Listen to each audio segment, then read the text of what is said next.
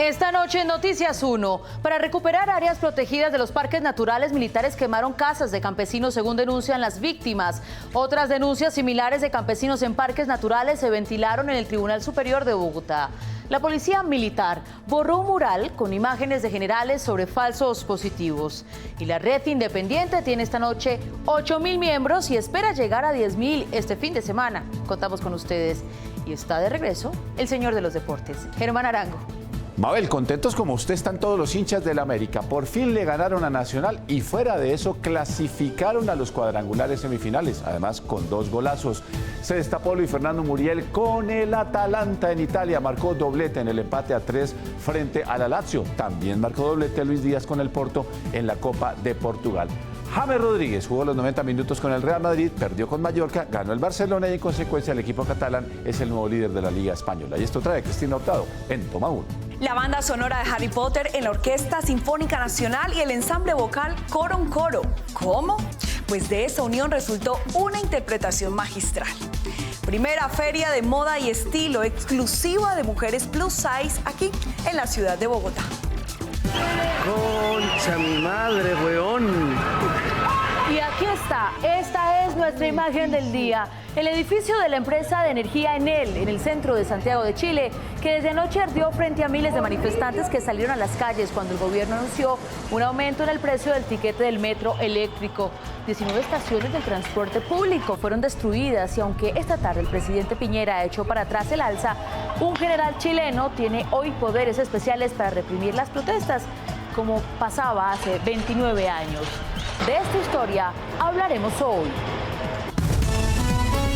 Desde el sistema informativo del Canal 1, este es Noticias 1, emisión central, con Mabel Lara y Germán Arango.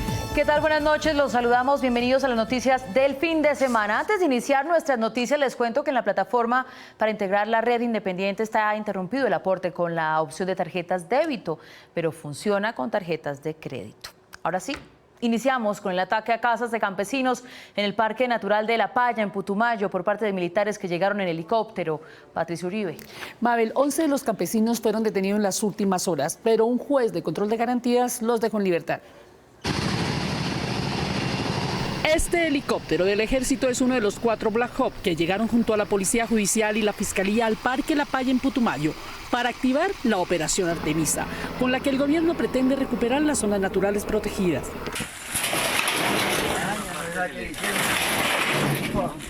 Pero de la recuperación militar de esta parte de La Paya quedó mayor desolación. Esta era mi casita, mi finca, los esfuerzos de toda mi vida. Quedó en cenizas gracias a la acción de las fuerzas militares, que fueron las que vinieron y nos hicieron este estrago, esta atrocidad. Este damnificado y otros campesinos que aseguran que son habitantes de este sitio hace más de 20 años, denunciaron que además de que el ejército les quemó sus casas, capturaron a 11 de sus vecinos. Atropellando a los campesinos en forma violenta y agresiva, sin razón alguna, sin respetar a los niños, quemaron 9 casas y 6 establos.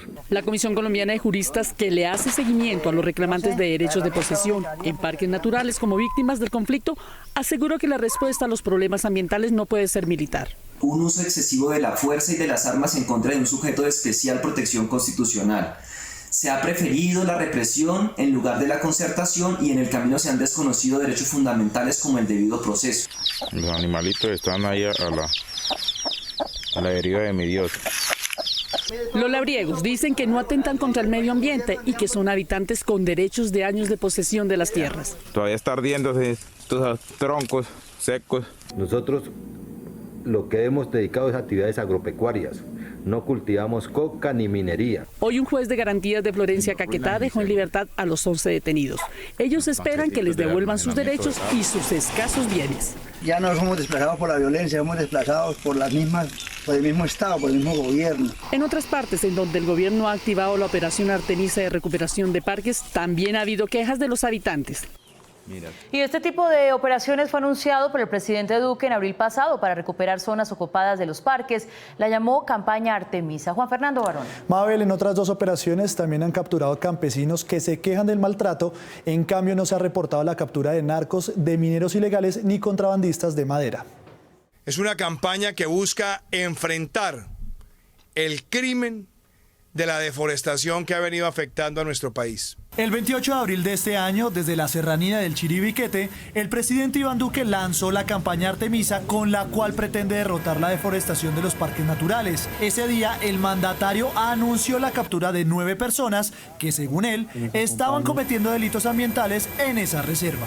Hemos logrado la recuperación de 120 hectáreas que estaban siendo deforestadas. Sin embargo, en la audiencia pública que se realizó esta semana en el Tribunal Superior de Bogotá para hacerle seguimiento a una sentencia de la Corte Suprema que declaró a la Amazonía como sujeto de derechos, la Comisión Colombiana de Juristas denunció que las 9 personas capturadas en la operación anunciada por el presidente serían campesinos inocentes. Tras realizar Artemisa 1, los damnificados fueron una familia de 9 personas, de 9 campesinos y campesinas, que no explotaban más de 20 hectáreas. La comisión y los familiares de los capturados aseguraron que el predio en donde estaban viviendo fue incluido como parte del Parque Nacional Natural Chiribiquete en 2018 y que ellos viven hace más de 20 años. Nunca fueron informados de este cambio.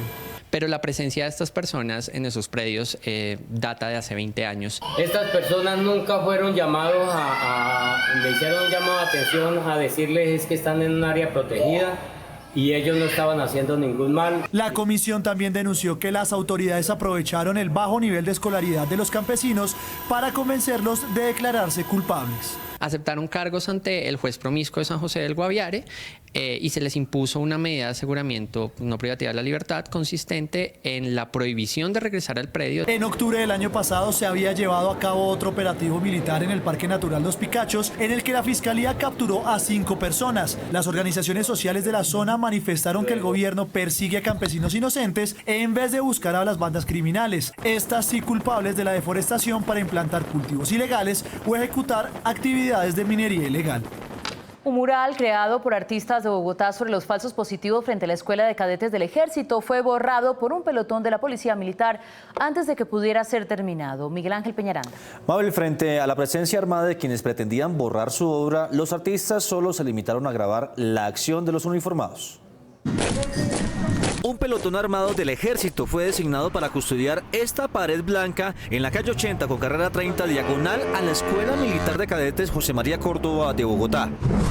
Debajo de la pintura blanca, un grupo de jóvenes de 11 organizaciones sociales dibujaron los generales investigados por los denominados falsos positivos como parte de una campaña para hacer visible crímenes de Estado que están siendo documentados ante la Jurisdicción Especial de Paz. Subieron aquí con una cuerda que ataron en la parte de arriba y empezaron a subir y a pintar. Incluso tenían unas brochas gigantes con las que pintaban de blanco. Y tenían todo esto absolutamente más o menos como unos 20, 30 de la PM. El mural, que estaba casi terminado por los jóvenes, tenía el número de los casos de falsos positivos que se han presentado en Colombia y abajo los rostros de los altos oficiales del Ejército con el número de casos supuestamente atribuidos a esos generales. Allí aparece el general Juan Carlos Barrera con el número 154. Al lado, el general Adolfo León Hernández con 39 casos, el general Mario Montoya con 2.429, el actual comandante del Ejército, el general Nicasio Martínez con 75 y el general Marcos Evangelista con 45. Sin embargo, el muro no quedó terminado porque entre un grupo de policías y de militares frenaron la obra y con baldes de pintura blanca empezaron a tapar rápidamente los rostros de sus generales. La presencia militar y policial fue tan estricta que ni los vecinos pudieron pasar por el lugar. Al acercarme aquí me dicen que no puedo pasar por esta zona, que porque están ocupados, que porque está cerrada la vía mientras terminan de pintar el mural sobre los falsos positivos que estaba aquí. Los jóvenes artistas se limitaron a ver cómo pintaban uno a uno el rostro de quienes consideran responsables de falsos positivos y denunciaron en redes sociales lo que para ellos fue una censura a la libertad de expresión. Noticias 1 consultó al Ejército sobre la orden e identidad de los militares que pintaron el mural de blanco, pero hasta el momento no tienen información. Alejandro León está en campaña a pesar de su condición de testigo protegido del caso del cartel de la toga en los Estados Unidos y condenado por el cartel de la hemofilia en Colombia. Un candidato a la alcaldía de Montería recibió de él una propuesta electoral y lo estaba grabando. Enrique Tapias. Mabel, León le pidió a Yacer Alvear que renunciara a su candidatura a favor de la de Carlos Gómez, el candidato del Centro Democrático, y el gerente de esta le ofreció 50 millones de pesos por su gesto. El 27 de septiembre, hace exactamente 23 días, el exgobernador de Córdoba, Alejandro León, se comunicó con Yacer Alvear, candidato a la alcaldía de Montería, para hacerle una propuesta con el fin de apoyar a Carlos Gómez, candidato del Centro Democrático a la gobernación de Córdoba, retirar su candidatura y unirse a Salim Guisáiz Martínez, aspirante a la alcaldía de la capital cordobesa. Pégate con Salim, con Salim y Carlos, y hacen una sola vaina, ¿sí me entiendes? Dale. Te doy como consejo si quedas ahí, le pides una vaina a Salim, y yo en la gobernación, de lo que me corresponde a mí en burocracia, yo te doy una vaina buena a ti, ¿ya? Una vaina buena. Listo, compa. Bueno, entonces Yo me encargo de eso. Pásame el número entonces del gerente de la campaña. 3 días después de esta conversación, Yacer Alvear se comunicó nuevamente con León para solicitarle el número de teléfono de Darío Oviedo, señalado de ser el gerente de campaña de Carlos Gómez. Diferentes propuestas. Finalmente, Yacer Alvear y Darío Oviedo, miembro de la campaña de Gómez, se encuentran en un centro comercial en Montería y acuerdan el apoyo al candidato uribista a la gobernación.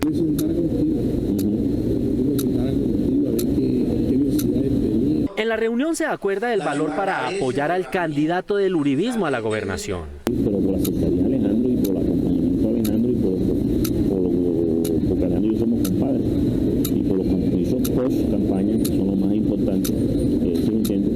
Yo tengo en mente en que ustedes me organicen unos 50 millones de pesos para ellos rematar el tema.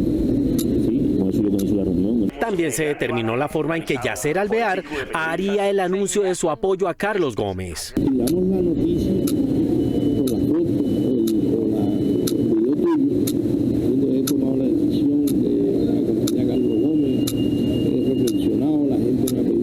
En la conversación, que fue grabada por el mismo Yacer Alvear, le ofrece entre 7.000 y 10.000 votos a cambio de los 50 millones.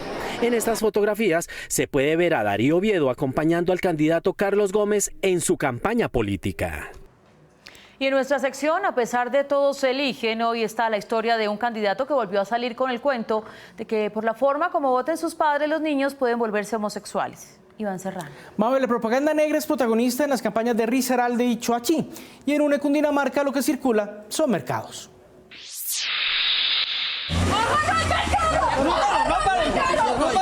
Este es el momento en que hombres de la policía capturan al candidato a la alcaldía de ese municipio, Carlos Alfredo Vaquero. Eso no se hace, Vaquero. Vaquero fue capturado en compañía de su hermano mientras repartían este panfleto con mensajes calumniosos en contra de su contrincante, la candidata Janet Triviño. ¿Quieres un Choachí con enfermedades y masacrado? ¿Quieres que sus hijos sean gays, lesbianas, bisexuales y transexuales? Entonces vota por Janet Triviño a la alcaldía de Choachí. Vaquero, candidato por Alianza Verde, ya había sido alcalde de ese municipio y fue protagonista de la sección ¿Qué tal esto? En marzo pasado, luego de que el presidente del consejo de ese municipio le propinara un sopapo en su mandíbula, que lo dejó fuera de combate.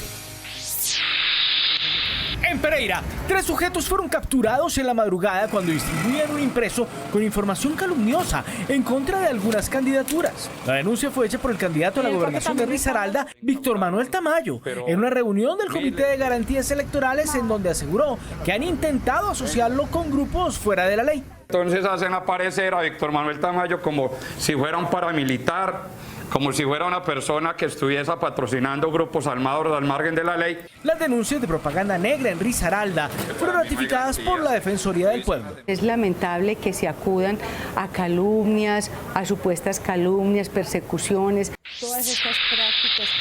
En UNE, Cundinamarca, fueron revelados estos videos en los que se ven a personas cercanas al candidato a la alcaldía de ese municipio, Álvaro Gómez, entregando mercados de parte del candidato. Hace 4 años, también como candidato a la alcaldía, Gómez fue noticia porque escasos días de la elección firmó en notaría el divorcio con su esposa, entonces secretaria de la gobernación de Cundinamarca. Ahora, sin inhabilidades, la pareja volvió a verse de la mano en calles y veredas, haciendo campaña. Y preguntamos a los candidatos a la alcaldía de Bogotá quiénes financiaron sus campañas. Ellos fueron poco específicos. Eduardo López Júquer. Mabel, no obstante, el aplicativo del Consejo Electoral Cuentas Claras, en que obligatoriamente se deben reportar sus ingresos y gastos, indica sin lugar a dudas cuál de los aspirantes es el predilecto de los aportantes. A la pregunta, ¿cuáles personas naturales, jurídicas o partidos financiaron su campaña y cuánto invirtió en ella? Esto contestaron los candidatos. La gran mayoría de los aportes son créditos, aportes familiares y aportes propios. Y los invito para que vean el aplicativo del Consejo Nacional Electoral de Cuentas Claras, donde reportamos cada día los ingresos y gastos de nuestra campaña. No hemos recibido ningún recurso de partidos políticos. El grueso, más del 50% de la financiación de nuestra campaña es con créditos, con deuda que hemos asumido contra reposición de votos. Pues el mayor aportante soy yo misma, que puse mi casa y la reposición de votos para poder conseguir créditos, y las donaciones de los ciudadanos que entraron a mi página y donaron de 20.000 pesos en adelante. Un crédito de la cooperativa Confiar por 300 millones de pesos, pero en el momento hemos estado endeudados con diferentes empresas que nos han dado la publicidad, lo pertinente para la campaña. Pese a que ninguno puntualizó sobre los aportes, a veces importantes de empresas y personas, consultado el aplicativo Cuentas Claras, como su nombre lo dice, queda claro quiénes están interesados en que uno gane y los otros no. Miguel Uribe Turbay reportó ingresos por 2.341 millones de pesos y hasta el momento gastos por 2.197 millones. Uribe Turbay es el candidato que más publicidad ha desplegado en la capital. Por lo menos 4 veces ha pagado primeras páginas completas con contraportada en El Tiempo, el medio más costoso del país. Carlos Fernando Galán ha informado oficialmente ingresos por 2.339 millones y gastos por 2.319. Aunque Galán sostiene que su campaña no ha recibido mayores aportes, esto reportó en Cuentas Claras. Claudia López, quien contestó que la mayor aportante de su campaña es ella misma, declaró ingresos por 2.538 millones de pesos y gastos por 2.833 millones. Los aportes a la campaña de López están encabezados por la Alianza Verde con 417 millones de pesos. Por su parte, Holman Morris de la Colombia Humana es el que menos información ha suministrado y el que tendría menos aportes. Hasta el momento, Morris ha reportado ingresos por 300 millones y gastos superiores a los 916 millones, sin reportar donaciones. De acuerdo al Consejo Electoral, el tope de gastos para la alcaldía de Bogotá es de 4.172 millones de pesos por campaña. Y no existen acta ni testigos del cierre de la licitación del Metro de Bogotá. Según el alcalde, esos trámites típicos de Colombia no hacen parte de las normas del BID, como hace en las cuales se adjudicó, pero la Contraloría y otros piden explicación. Víctor Ballestas. Mabel, 2 de los consorciados en la propuesta que sacó 100 puntos de 100 posibles, pues tienen unos gastos y unos temas pendientes en África y Suecia. Pasadas las 10 de la noche, en estas oficinas, el gerente de la empresa Metro de Bogotá, Andrés Escobar, firmó la adjudicación de la 4ª licitación de mayor cuantía en Latinoamérica, la del Metro de Bogotá, calculada en 16,4 billones de pesos. De manera que toca subirse al metro con los chinos, arrancamos. Del histórico hecho no pudo ser testigo ni la Contraloría General. Se instaló el control excepcional y bueno, nos hemos enterado que adelantaron el calendario y bueno, esto nos obliga claramente a actuar de manera más diligente y claramente más pronta. El alcalde defendió el proceso basado en las reglas establecidas en la política para adquisición de bienes y obras financiadas por el BID. Según el alcalde, desde el pasado 3 de octubre, día en que los consorcios presentaron sus propuestas económicas, estaba claro quién ganaría. Cualquiera con una calculadora en 3 minutos podía haberlo hecho desde que se publicaron las propuestas en SECOP. El embajador de China defendió a las empresas que hacen parte del consorcio seleccionado, que alcanzó 100 de 100 puntos posibles del pliego de condiciones, APCA Transmimetro. Son las mejores, son las que tienen reconocimiento, reputación internacional. China Harbor, con 85% de participación en la alianza, está vinculada con un caso de corrupción en África y sancionada por el Banco Mundial. Como subcontratista figura la empresa Bombardier, compañía española, filial de una canadiense, también vinculada con un caso de corrupción en Suecia. Una licitación limpia, justa, transparente. Los agentes de control político consideraron que la licitación tiene una serie de inconsistencias e irregularidades. ¿Por qué esto se hace por la noche y no se le informa a la Contraloría General de la Nación? Allí hay algo que no está nada bien. Solicitamos al procurador y al contralor suspender ya el proceso de adjudicación. Hasta que no haya acta de inicio es posible detener ese posible fraude para el distrito y para el país. El consorcio ganador APCA Transmimetro tiene 42 días para firmar el contrato de construcción y operación del metro por 25 años. La construcción iniciaría el primer trimestre del 2020. 8 de la noche, 20 minutos. En Noticias 1 estamos felices porque a la 1:49 de la tarde el ciudadano Germán Córdoba, se los vamos a mostrar, aquí están, pues se convirtió en el miembro 8000 de la red independiente, pero no solo sumamos VAC y miembros, también aportes, y entre los aportes únicos y recurrentes pasamos ya la cifra de los 1.000 millones de pesos. Nuestro siguiente propósito, con la ayuda de todos ustedes, claro, es llegar a los 10.000 integrantes de numeral la red independiente para apoyar a la prensa libre y la información imparcial. A ustedes, como siempre, gracias por elegir la independencia. Ellos ya son miembros de la red independiente. Quiero invitarlos a todos ustedes a que sean miembros de la red independiente. Yo ya lo hice. Yo ya soy parte de Noticias 1, la red independiente. Yo ya hice mi aporte para Noticias 1. 1.000 pesos por emisión solamente para que ustedes apoyen la información veraz que tanto necesita el país. Voy a aportar 10.000 pesos mensuales a la red independiente. Yo ya hice mi aporte por Noticias 1. ¿Y usted? Yo también hago parte de la red independiente. Noticias 1, una voz que necesitamos. Acabo de hacer mi aporte para respaldar el periodismo independiente. No les va a quedar fácil que nos quiten esa opción independiente que representa Noticias 1. Tú también puedes serlo y apoyar la prensa libre y el derecho a la verdad. Entra a vaki.co/la red independiente. Y seguimos. El demandante que tumbó la ley de financiamiento explicó los errores del ministro de Hacienda que hicieron nula la ley y le atribuyen a él errores de trámite y de cifras. Juliana Ramírez. Mabel, el ministro Carrasquilla dice que él sí es autocrítico, pero el ejercicio respectivo por su fallida reforma se lo deja a su psicoanalista. Autocrítico, demasiado autocrítico, pero eso ya es para mi psicoanalista. El ministro de Hacienda, Alberto Carrasquilla, no aceptó la responsabilidad política por la caída de la ley más importante que ha tramitado el gobierno Duque y que estaba a cargo de su cartera. Depende de lo que diga la sentencia. La sentencia puede decir, no, el ministro de Hacienda fue un imbécil y la embarró en el camino, en cuyo caso yo asumiré toda la responsabilidad. La Corte Constitucional no falla con calificativos, pero el economista Daniel Libreros, director del Centro de Pensamiento Fiscal de la Universidad Nacional, que demandó la ley de financiamiento por ausencia de publicidad y por consecutividad, le explica cuáles fueron sus fallas. Se le cayó porque primero el ministro presenta los temas tarde porque está absolutamente confiado de que el Congreso se los va a aprobar.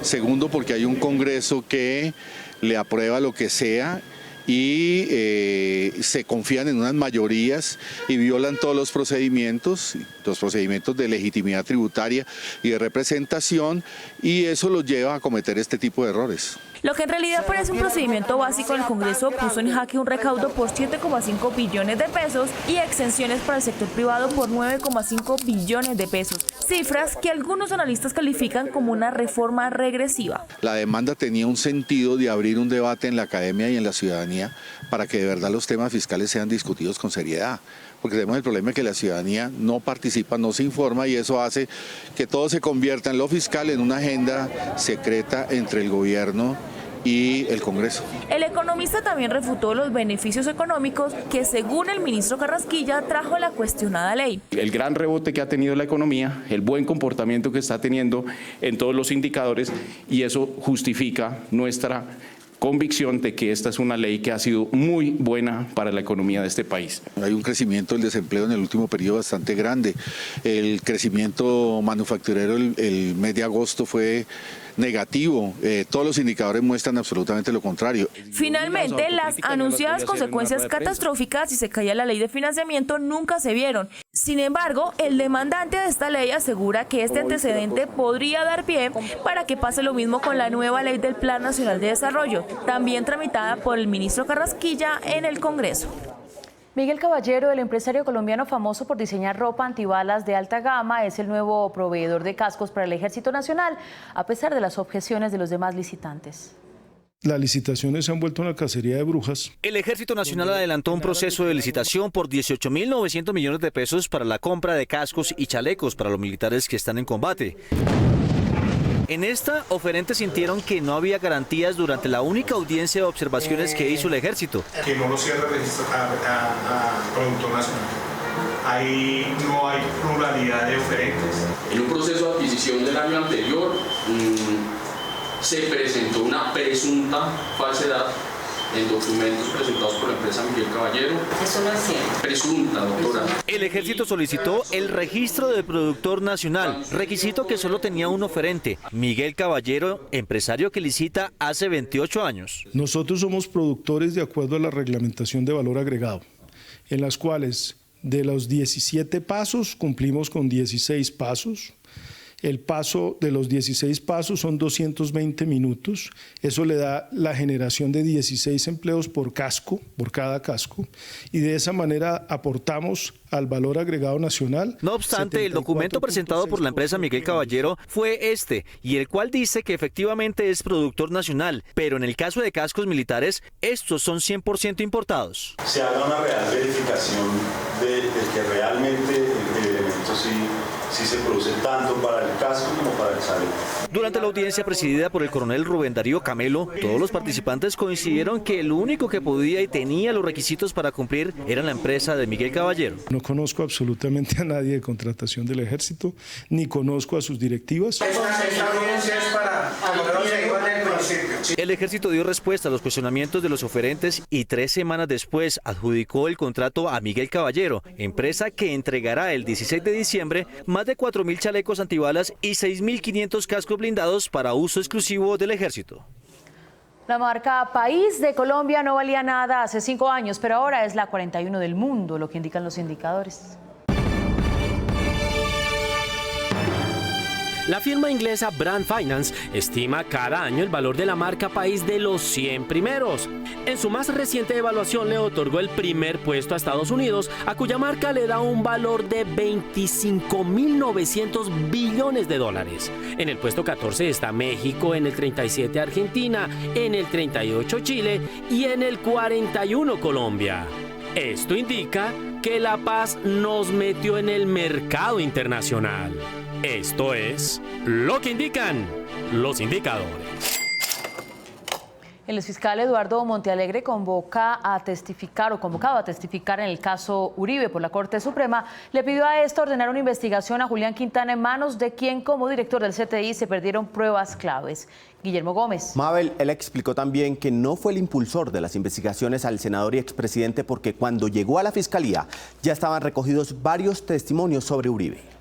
Noticias 1 conoció aparte de las respuestas que el exfiscal general Eduardo Montealegre le dio al magistrado instructor César Reyes, que investiga al expresidente Uribe Vélez, cuando lo citó para que diera su testimonio.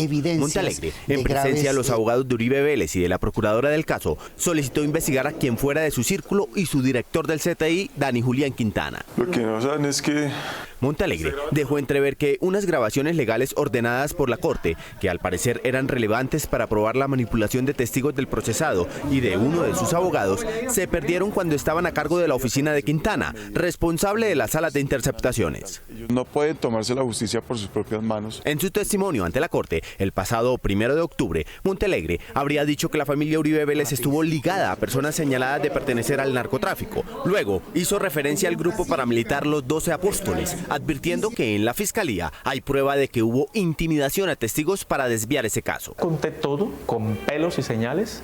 Se sabe que Montealegre se extendió en explicaciones sobre la información que obtuvo su fiscalía, indicando que fue producto del trabajo de la unidad de análisis y contexto, que logró documentar las circunstancias en que se creó el grupo de los 12 Apóstoles. Y seguidamente habría señalado que su sucesor, Martínez Neira, ordenó cerrar esa unidad. En el mundo, Chile está desde la medianoche de ayer en estado de emergencia, una figura que reemplazó al estado de sitio, recuerden ustedes, con el que gobernó Pinochet durante 26 años. El edificio privado más emblemático de Santiago ardió en llamas. Camilo Galán. Mabel, aunque el presidente suspendió el alza, los chilenos no pueden dejar de evocar las épocas de dictadura porque además le dio poderes especiales al ejército para actuar frente a las protestas. En medio de las protestas por el alza del precio en el pasaje del metro que colapsó a Santiago, el edificio de la compañía eléctrica Enel, también cuestionada por el aumento de las tarifas de electricidad, se incendió. ¡Concha mi madre, weón! Según la entidad, un grupo de desconocidos atacó las instalaciones del icónico edificio en el centro de la ciudad, lo que produjo llamas en la estructura. El choque entre manifestantes y agentes de la policía en la capital causó desórdenes y daños materiales en las calles, transporte público, locales comerciales de la Plaza Italia y en el metro, que fue atacado en 19 de sus estaciones, por lo cual estará cerrado durante el fin de semana. La mayoría de los manifestantes son estudiantes quienes durante esta semana evadieron el pago en las estaciones, argumentando que debido al aumento del precio del pasaje, el metro de Santiago es uno de los más caros de Sudamérica. Los estudiantes cuando entran de golpe están haciendo una protesta que muchas personas que trabajamos no podemos dar. Entonces de alguna manera resulta representativa. La ciudad permanece militarizada mientras el presidente Sebastián Piñera invocó la ley de seguridad del Estado, reviviendo el fantasma de las peores épocas de la democracia chilena. Ellos ya son miembros de la Red Independiente. Quiero invitarlos a todos ustedes a que sean miembros de la Red Independiente. Yo ya lo hice. Yo ya soy parte de Noticias 1, la Red Independiente. Yo ya hice mi aporte para Noticias 1. 1.000 pesos por emisión solamente para que ustedes apoyen la información veraz que tanto necesita el país. Voy a aportar 10.000 pesos mensuales a la Red Independiente. Yo ya hice mi aporte por Noticias 1. ¿Y usted? Yo también hago parte de la Red Independiente. Noticias 1, una voz que necesitamos. Acabo de hacer mi aporte para respaldar el periodismo independiente. No les va a quedar fácil que nos quiten esa opción independiente que representa Noticias 1. Tú también puedes serlo y apoyar la prensa libre y el derecho a la verdad. Entra a vaki.co/la Red Independiente. Seguimos con toda la información. Todavía no recupera la calma Barcelona, la ciudad más turística de Europa, luego de conocer la condena a los diputados catalanes que proclamaron su independencia de España. Las protestas, que ya completan 6 días, mantienen la ciudad catalana sumida en la violencia de los choques entre los independentistas y la fuerza pública, luego de la sentencia condenatoria del Tribunal Supremo de España contra 9 líderes. La pena más alta es de 13 años y se impuso al ex vicepresidente del gobierno catalán, Oriol Junqueras. Mientras la Asamblea Nacional Catalana y los manifestantes piden mantener y sostener una declaración que les permita ser independientes de España, la justicia de Bélgica le otorgó la libertad condicional a Carles Puigdemont, mientras se examina una orden de extradición solicitada por España. Una semana que ha tenido a la ciudad que más turistas recibe en el mundo completamente paralizada por los actos violentos. Hoy la alcaldesa de Barcelona ha hecho un llamado a la calma luego de que 500.000 personas llegaran al centro de la ciudad, convocadas por la Asamblea Nacional Catalana. El ministro del Interior, Fernando Grande, advirtió que quienes no cumplan la ley se les aplicará contundentemente, recordando que los delitos de atentado a la autoridad del Código Penal prevén acusaciones que podrían llevar hasta 6 años de cárcel. Mañana se esperan nuevas movilizaciones en el centro de la ciudad. El juez segundo de restitución de tierras de Apartado Antioquia amenazó con enviar ante la Fiscalía a una víctima por reclamar sus derechos ante su despacho. ¿Qué tal esto? El 30 de septiembre en Apartado Antioquia se llevó a cabo una diligencia judicial de restitución de tierras en la que comparecieron ante el juez segundo especializado Alejandro Rincón Gallego, la víctima de desplazamiento María René Murillo y la abogada Lisset Montero, quien actúa como su representante.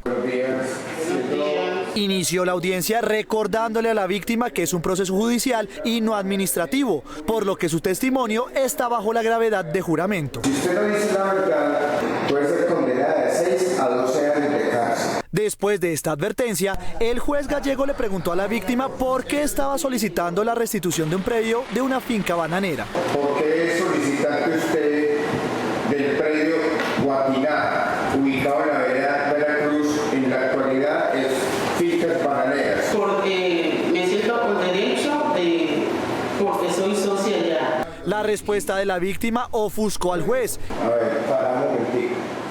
Señora, eso aquí es judicial, se lo estoy diciendo. No tendría por qué decir eso. Y y la amenazó con solicitarle a la fiscalía para que la investigue.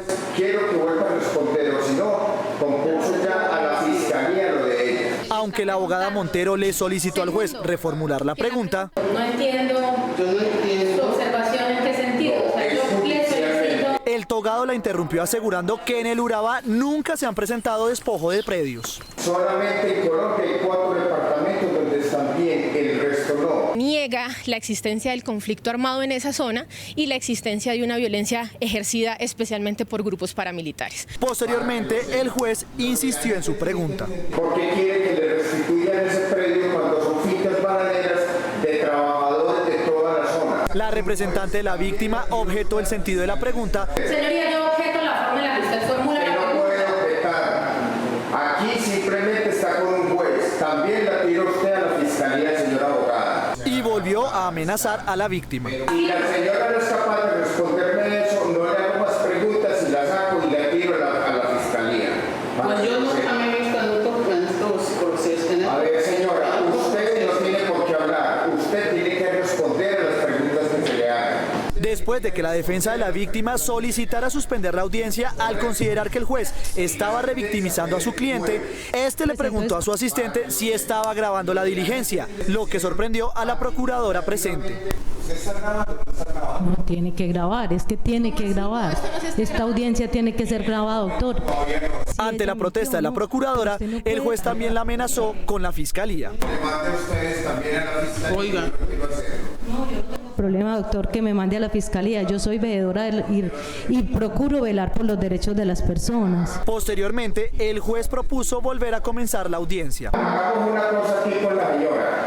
Volvamos a hacer lo siguiente, hacer la pregunta y miraremos qué respuesta tiene y si no, volvemos a hacer la respuesta también. Ante la insistencia de los asistentes, el juez suspendió la audiencia. Sin embargo, en sus palabras de conclusión, aseguró que las víctimas no están diciendo la verdad. Cuando tiene que venir acá, porque hay opositores, tiene que declarar bajo la gravedad de juramento y no saben decir la verdad. Luego de esta insólita audiencia, la Comisión Colombiana de Juristas radicó una denuncia penal en contra del juez Alejandro Rincón Gallego, quien tiene más casos relacionados con restitución de tierras en su despacho. La belleza es subjetiva, bellas todas las mujeres. Y aquí está la vaquita, creo que la tenemos antes de despedirnos. Allí está. Muchas gracias. Nos vemos mañana domingo con las mejores noticias del fin de semana. Seguimos creciendo. Y los invitamos a comentar nuestras noticias en nuestras redes sociales. A ustedes, gracias por elegir la independencia. Hasta mañana.